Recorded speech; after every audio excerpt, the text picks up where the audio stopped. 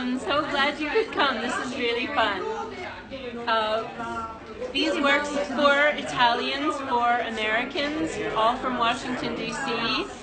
We printed in Laborintus in Corviale. Many different kinds of techniques. I'll just talk about this piece right here, which is a monotype. I did it after a mezzotint, etching, engraving, many things, but this was a super spontaneous kind of print that I found in fact in front of Massimiliano's house. So he told me it's actually like a fruit cart or something. I call it Il mio palazzo because in a way it sort of holds this idyllic space which is mine, but it's not mine, it's really my imagination, because things are always better in your imagination somehow. And our show was about being somewhere, being present, but not owning anything, like letting go of this kind of possession. So anyway, I call it Il mio palazzo. This particular piece, which is called Tra la linea, which means between the lines in English, is based on a photograph from Corviale.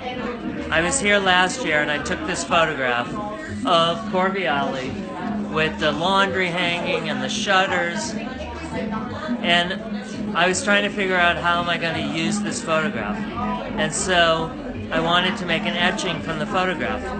So instead of copying the photograph, I made a photo etching. So you take the photograph, you put it onto acetate, you iron the acetate onto the copper plate so that the ink from the acetate creates black lines onto the copper plate. And then once you have that copper plate, you put it in acid for about 30 minutes. And once you take it out of the acid, everything that's black, nothing's eaten away, so it's raised.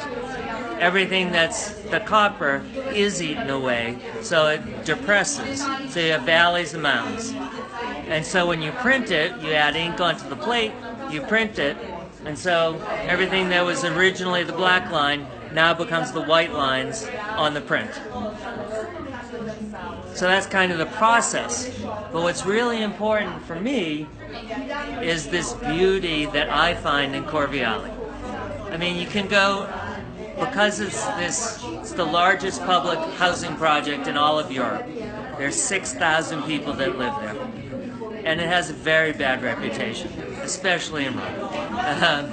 But it's been around for 35 years, and people have lived there. There are families there, people with dogs, children, grandparents, everyone, you know, it's a whole neighborhood.